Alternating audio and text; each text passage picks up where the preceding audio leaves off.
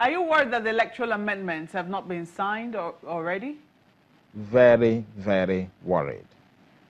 The electoral, if you look at the history of the electoral system from February when it was first submitted to the executive, to the president for his assent, the president mentioned some areas where he said he didn't agree with, some of them constitutional, some of them he felt it was going to infringe on the right of the electoral body. And the National Assembly came back, accordingly we understand, removed those areas. And then for the presidency to wait till now, is a cause of worry, because the INEC body, the electoral management body should be able to know where they stand. They should be able to know what to plan for February. February, like I said, is here. They should be able to know what do the parties do, what do the political parties do, how do they plan what the parties will do, how do they plan to even fund, because the signing will also mean certain things in the budget. So we are really worried as Nigeria, and we urge the president to either sign it, but I think he should sign it since the gray areas have been done, and I think he should just sign it with as soon as possible, possibly today. I mean, there's nothing wrong in signing it today or tomorrow, and we should move on. We're already late. Thank you.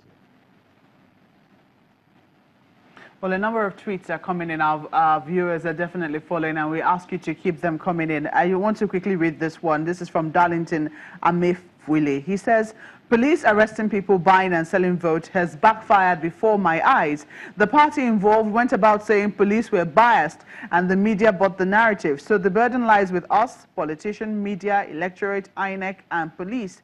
Not just the police. This seems to be in favor.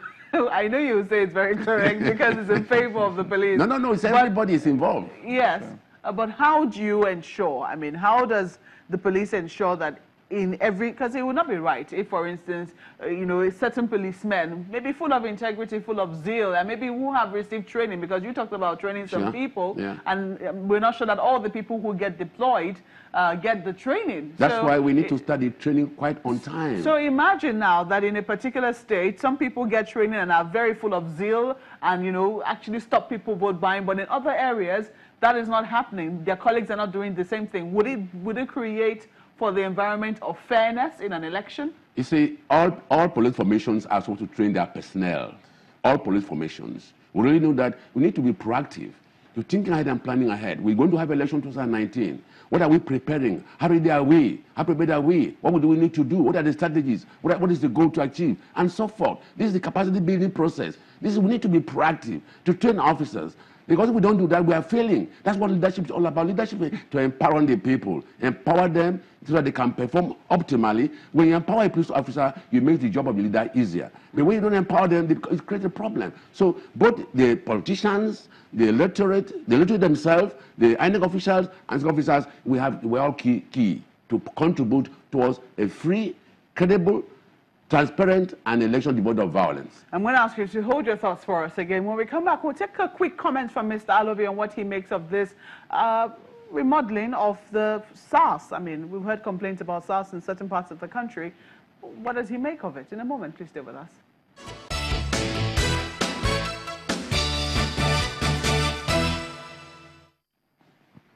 It's our closing moments now with Mr. Lawrence Alobi, who is here with us in our Abuja studios, and Mr. Chukwuma Eziala, who is a legal practitioner in our Lagos studios. Just quickly now, you have heard of, I mean, we've heard complaints from the River State government, the current River State government, over the role of SARS in elections. They have complained very vehemently. Do you think the reforms that have just been undertaken recently by the Nigerian government, even though it had nothing to do with the elections, it was more about the complaints, general complaints about the excesses of SARS, you know, across the country. Do you think that this could actually curb some of the complaints that we have heard in recent times about the role of the Special Anti-Robbery Squad? Yeah, the purpose of reform is to improve on what is, to add value on what their performance, their attitude, and everything they do, and to achieve the main objective. SARS are just they are mainly assigned to robbery and kidnapping, that is violent offenses specifically. Mm-hmm. And the reform is, I'm sure, with the IG's directed, IG's is already carrying or implementing. He has to ensure that the men are trained, because attitude is key and central.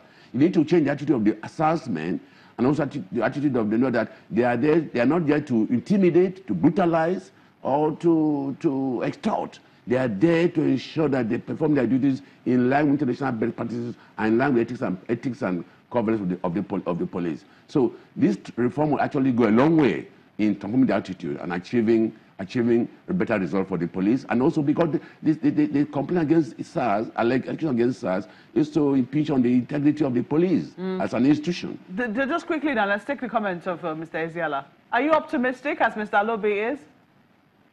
I am optimistic because it's good to be optimistic. Not that I trust that it's going to work. We pray it works so that citizens will be happier. The problem is really very deep. And then the disciplinary procedure seems to be very weak. Once we have disciplinary procedure and you give us information, that is, we have information on disciplinary measures being taken against reported people, it will serve as deterrent to others who are already doing it. I think police should actually look at not only disciplinary procedure, but getting citizens informed of various disciplinary procedures that are being taken place. That will restore confidence, and that's the only thing that can restore confidence on the citizens.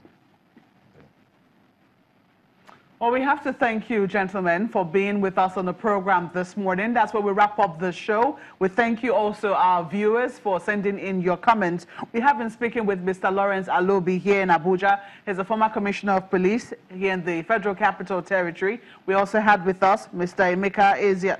Mr. Chukuma Ezeala, who is a legal practitioner and also an election observer in West Africa. Gentlemen, thank you, and thank you to our viewers. Thank you for staying with us this beautiful Monday morning. I'm Maukwe Ogun Yusuf.